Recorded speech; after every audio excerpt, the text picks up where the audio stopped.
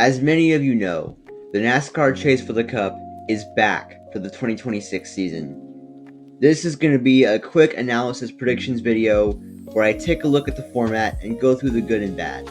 Starting with the format, you get 55 points for a win now instead of the usual 40, and the top 16 in points qualify for the chase. And no more winning you're in. Thank God. This is huge because it means no more Harrison Burton type deals where a driver 34th in points can win and be boosted into the playoffs. Now for the reset, I think this is a big deal as well. 16 drivers is still too many. That's my biggest gripe. Make it 8 or 10, maybe 12 at the most. But 16 is too many. However, I will say this as well. 16th in points at the cutoff starts out nearly 2 full races worth of points behind the leader. So if 16th in points were to win the title, they'd honestly deserve it coming from that far back. Now it's time for me to make my chase predictions, and I'll slap them up where I imagine they'll be in the regular season points. Starting with the final 4 from last year, Denny Hamlin, Chase Briscoe, Kyle Larson, and William Byron. They'll all make it no problem. Next, I'd say give me the rest of the Hendrick camp. Chase Elliott has been one of the most consistent drivers in NASCAR, and this system favors him heavily. I think he will be a championship contender this year. He might not beat Larson on pure speed, but if he catches the 5 and a couple mistakes, and we've shown the 5 can be mistake prone at times, I think he could be champion. And Alex Bowman, I think, should also make it. If you exclude his injury year in 2023, he's made the playoffs every year since 2018. And that's with winning your in constantly playing spoiler. He'll be fine. Next, I'd say give me all 3 Penske cars. Yes, even the 2.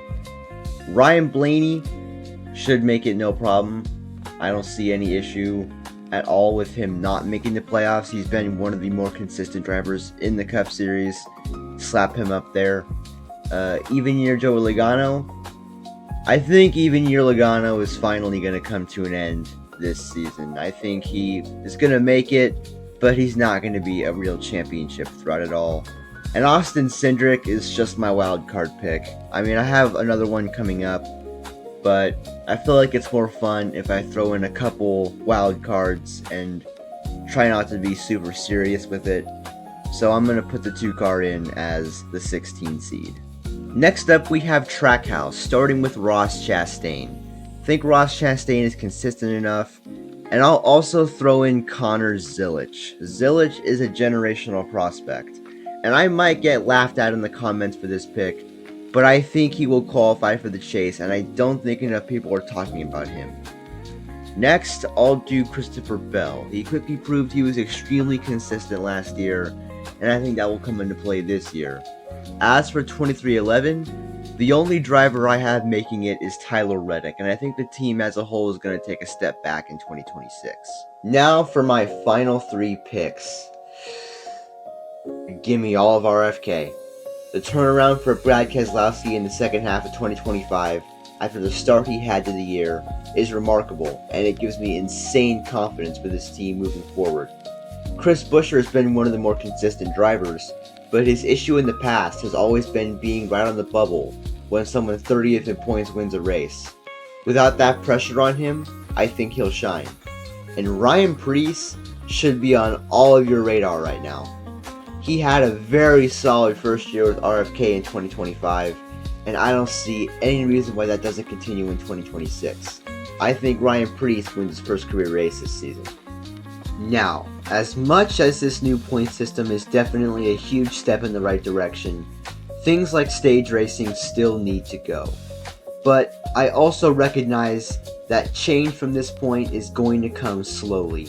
Rome wasn't built in a day, and I think that's something the fan base needs to understand. The championship battle, in my opinion, is really going to only involve this first row or so most years. And if anyone 5th or below wins the title, yeah, it's a tad gimmicky, but they're going to have to work a lot harder to advance.